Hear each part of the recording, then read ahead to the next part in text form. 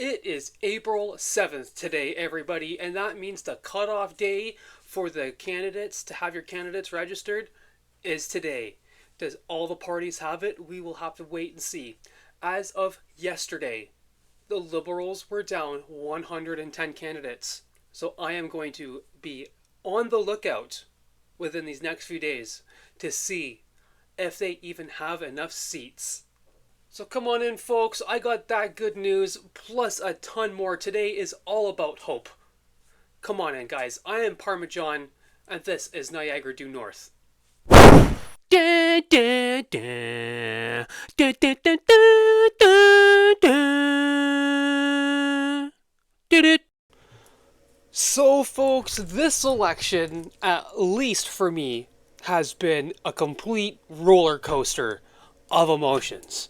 We have the mainstream media, on one hand, pretty much always saying Pierre's never saying anything, never giving him any good light. The polls make you think he's going down. And then you watch a Pierre rally, you listen to Pierre speak, you watch the pleb, right? You watch these rallies, you go back up, and then you deal with people like Viva Fry, who's on your side, but still hating on Pierre. And that gets another emotion thrown in there. And it's just insane. Okay, I've only been a YouTuber for a couple months now. And I have watched the news nonstop. I thought I watched it a lot before, but I watch it so much now. I consume so much media. I consume the mainstream media too. I've watched CTV more in the past 4 months than I have my entire life. But good news with all of this, folks, is I have such hopeful content. I was going to say comment.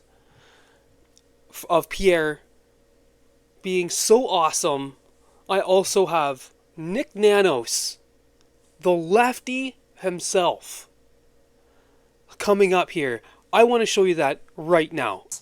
Yeah, actually, Jennifer, what we're seeing is a narrowing of the gap between the Liberals and the Conservatives. At one point, the Liberals were 11 points ahead. Now they're only 5 percentage points ahead. The latest CTV News Global Mail tracking. Here's why. Well, what do we know? Pierre Poilievre hasn't changed his strategy. Mark Carney hasn't changed his strategy. Neither has Jagmeet Singh. The one thing that's different is that Donald Trump, the threat of Donald Trump, is not in the news. You know, in research that we did, it suggests that Canadians believe that the Carney Liberals benefit from tensions in the Canada-U.S. relationship. And, you know, last week we had Liberation Day, and that's when the Liberals opened up an 11-point advantage. With that out of the news, now people are focused on the cost of living. They're focused on taxes. They're focused on housing, jobs, and the economy. And it looks like in the absence of Donald Trump, we have a much more competitive race between the Liberals and the Conservatives. Maybe it's kind of like a normal election, as opposed to, not to say that Donald Trump makes things abnormal, but anyways, a normal election where they're duking it out on the big issues, and it's tight. Pierre was in BC yesterday, and by God, did I get what I asked for. He dropped what may be one of the, has to be the biggest one by far. I'm gonna let you watch it because it's incredible. Pierre's going to be an incredible leader for this country, and he's just here to help. You know, watch this. The question in this election is, can we afford a fourth Liberal term of rising crime, drugs, and chaos? Or is it time for a new Conservative government to stop the drugs, treat addiction, and bring our loved ones home drug-free for a change? We need a new Conservative government that can reverse this radical experiment and move the country towards hope and change. And that's why I'm here today. I'm here today to announce that a new Conservative government will fund recovery for 50,000 Canadians who need it. Thank you. Thank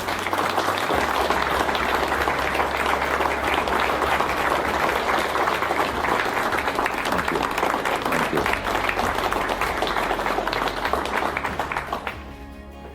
Now, we've lost 50,000 people to overdoses. The least we can do is, in their honor, save 50,000 more. Let their loss not be in vain.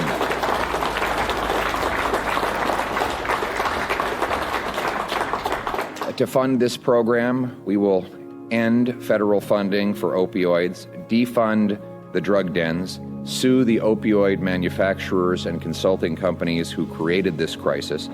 We will eliminate back office bureaucracy, and we will fund directly those people who need the help through groups that have success in delivering drug-free outcomes.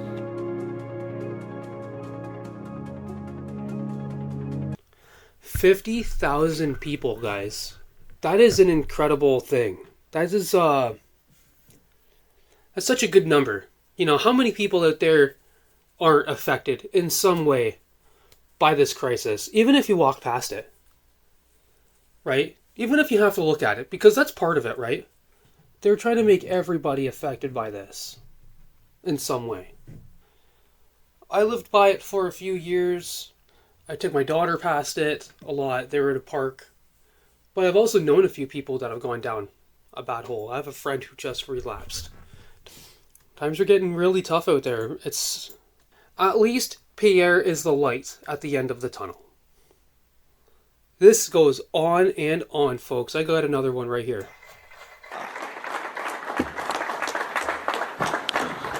Hello, Mr. Polyev, Rahim Mohammed, National Post. First, thanks for making this an indoor event. I'm glad you have someone from the Lower Mainland on your advance team to give you a sense of our climate. That's right. The right call. That's right. Well, you should have been with us in the South Okanagan the other day. I grew up in Kamloops, man. Oh, you know what it's all tugging about. my heartstrings. My heart's still in Kamloops. I know. I almost announced I was going to be moving the capital to Osoyoos, but thought that it should be New Westminster. You ever hear that story? Maybe Victoria. We have time for a story. Victoria everybody? stole it from under New Westminster. Is that what happened? Yeah. Gee, somebody's got to do something. Yeah, so the Victoria team, they switched up the speech that the New Westminster delegation was going to give, and the New Westminster guy fumbled and stumbled, and the capital ended up being in Victoria. I think that's how it went. Is that what happened? Yeah. Is that correct? I'd heard that story kind of second or third hand. It's breaking news, everybody. Sorry, we have to talk about fentanyl now.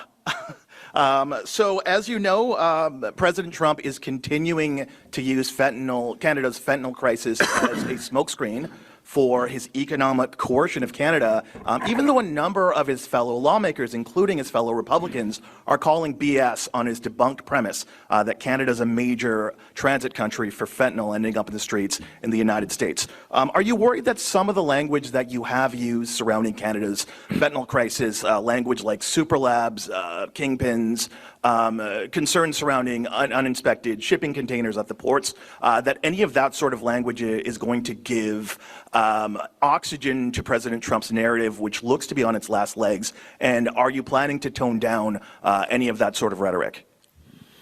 Well, I have not used rhetoric. I've used facts. They are super labs. In fact, I think the police call them super labs. The RCMP announced that they had actually shut down a super lab, which had enough fentanyl to kill hundreds, if not thousands, of people. I couldn't care less what a foreign leader thinks about our fentanyl problem. As you notice, I didn't mention any foreign leader in my speech, and I've been speaking about this for years.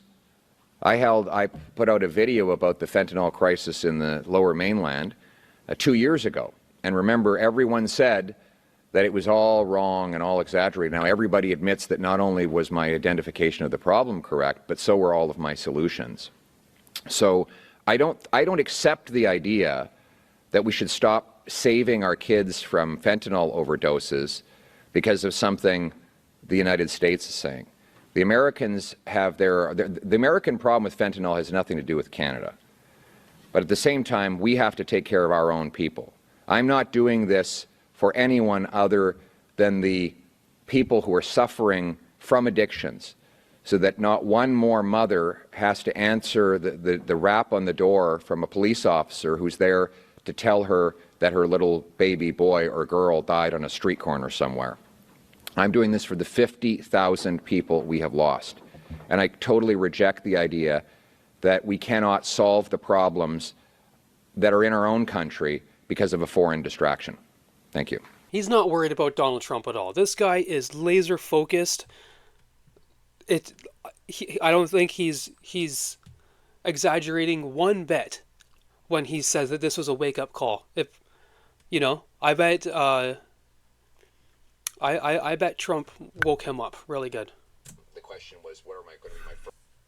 And in this next clip here, a reporter asks him the first things he's going to do when he gets into office. The question was, what are going to be my first actions on becoming Prime Minister? Well, first of all, I will be cutting taxes for Canadians. I'll be cutting income tax by 15%, so workers and seniors bring home more of what they have earned. Second, we'll take the GST, the federal sales tax, off new homes and Canadian-made cars, so Canadians can afford a roof overhead and an automobile made in our country. Third, I will repeal the Anti-Energy and Resource Law C-69. This is the law that will make it impossible to build pipelines, mines, LNG plants that Mark Carney announced last week he will keep in place. After the lost Liberal decade of rising crime and costs and a falling economy under America's thumb, we cannot afford a Liberal fourth term. We need a new Conservative government who will axe taxes, build homes, unleash our resources, and bring home our jobs so we can stand up to the Americans from a place of strength for a change. Thank you. Thank you very much. Very powerful statement by our next Prime Minister, Mr. Pierre Poilievre, right? I mean, does that sound like a loser?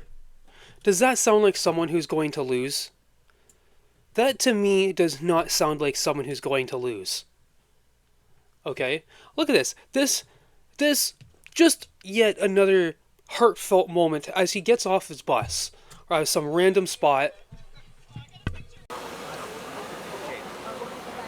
She's lost patience with her dad. How are you? I'm good, how are you? Good to meet you. Can I get a photo? Let's do a picture. Come on over. Is this your friend here? Yes, that's my father. Okay.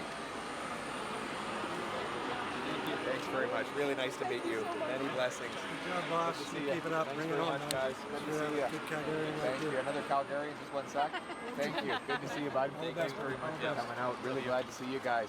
Appreciate you. But how did you guys learn that we were here? Driving by, we saw the plane. So you guys were just you were all people who were just driving by? And you stopped to come say hello. Getting a picture? Can I grab one? This is crazy. Thank you. If I go in picture as well? Did you a selfie with We just had a big rally. You're doing great. It's going to be amazing. Yay, Canada.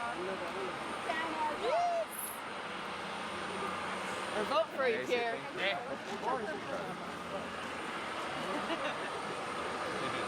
Thank you very much. Hey, good to see you, buddy. Thank you. You guys all from Kelowna? Yeah, we're from. I missed you by 10 minutes last night. He's super friendly. What kind of dog is this? We walk our dog by every day. We saw your plane yesterday. Almost Would like you a believe that he is an agility award-winning dog? Yeah, he is. Yeah. Oh, get a picture, get a picture. Thanks, Pierre. What a beauty. Thank you very much. All the best. All the best, yeah. Just followed you from Penticton. Really? Yeah. You're at the rally? Yeah, we're from Vernon. Yeah, we're from Vernon. Yeah. Come on in, guys. We're rooting for you. Get in here. It's awesome. Wow. Thank you. God bless. Good Yeah. to see you. Many Yeah. blessings. Yeah. You have fun at the rally? Oh, it was awesome. Thank you. I'm so excited. Yeah. Buddy, great to see you. I've followed you since I was in high school, so I've been a big supporter of yours.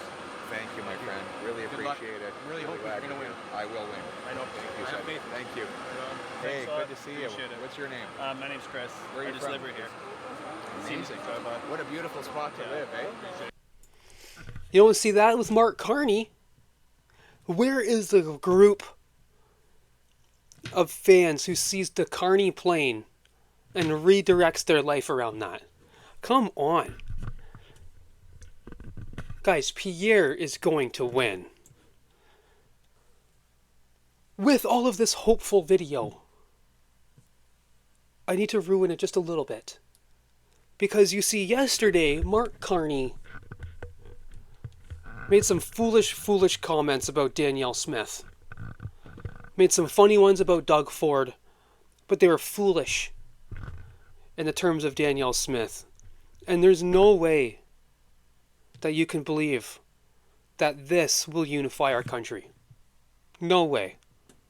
We are fighting the Americans everywhere they understand. We're fighting the Americans in the pocketbook. We have retaliatory tariffs on them.